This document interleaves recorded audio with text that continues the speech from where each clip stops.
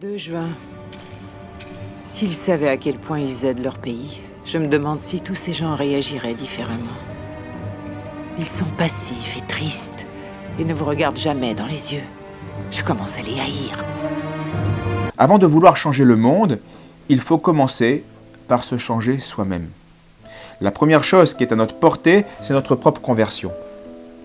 Notre monde moderne est, certes, bien sûr, n'est qu'un mythe cruel, totalitaire et contre nature. Il repose sur une insurrection morale contre Dieu, contre l'ordre naturel et contre l'ordre surnaturel. On ne comprend absolument rien à la civilisation moderne si l'on n'admet pas d'abord qu'elle est une conspiration universelle contre toute espèce de vie intérieure. Il faut encore avoir une vraie vie intérieure. C'est cela que Satan ne veut pas. Et c'est cela que le système ne veut pas.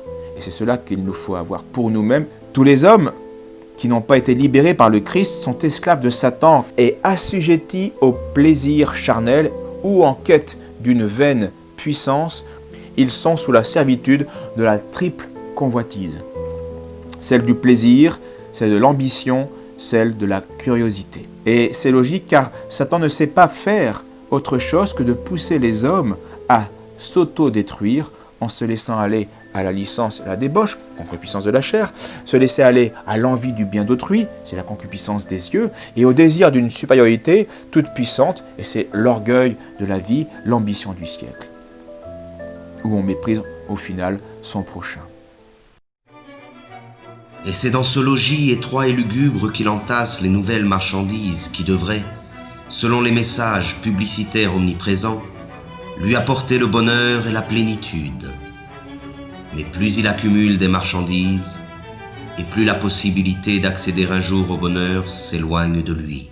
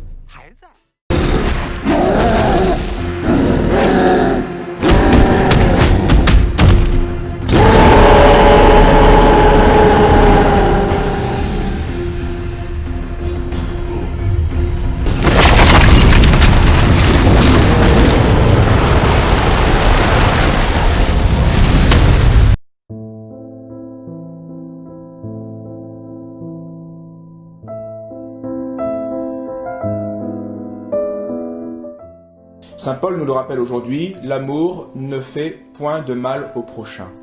L'amour est la plénitude de la loi. Et notre salut donc, notre perfection spirituelle, va dépendre de ces lois d'amour.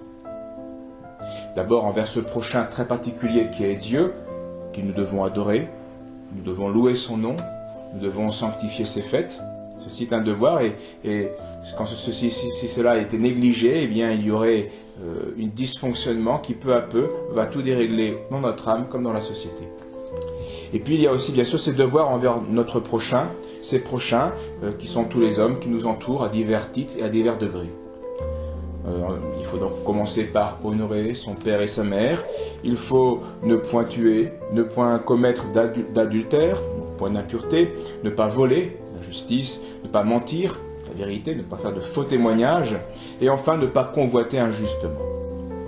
Tout cela est donc nécessaire pour aimer son prochain, pour se sauver et pour avoir donc une âme en bonne santé, une âme vivante, unie à Dieu.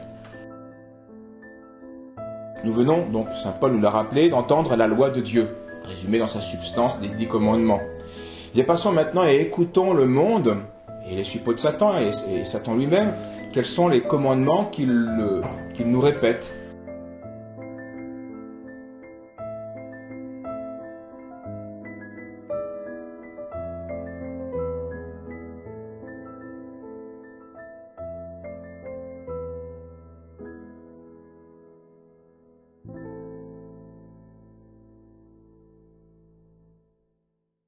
Tu outrageras le plus souvent possible ton Créateur, celui à qui tu dois tout, par ton indifférence à le prier et à l'honorer. La vérité ou l'erreur, le bien ou le mal, tu les admettras ou tu les rejetteras également selon ta convenance. Le dimanche, tu dormiras longuement avant d'aller faire tes achats au supermarché. Tu désobéiras à ton père et à ta mère. Tu leur parleras sans ménagement, et tu exigeras d'eux qu'ils te respectent, toi leur progéniture, comme étant un de leurs égaux. Tu pourriras la vie de tes semblables par ton égoïsme, tes colères, tes bouderies, et par tes paroles grossières et injurieuses qui blessent les cœurs. Femme, tu chercheras à dominer ton mari, et tu te refuseras à lui sans raison. Et toi, homme, tu traiteras ta femme sans aucune considération, et tu abuseras d'elle selon ton caprice. Tout ce qui t'attirera l'œil et te plaira chez ton prochain, tu le prendras simplement et discrètement. La terre étant à tous, tu pilleras allègrement les biens d'autrui. Tu mentiras hardiment, pour ton utilité comme pour ta vengeance. Tu ne te refuseras aucun plaisir, tu suivras franchement tous tes désirs et tes penchants, même s'il faut pour cela user de cruauté.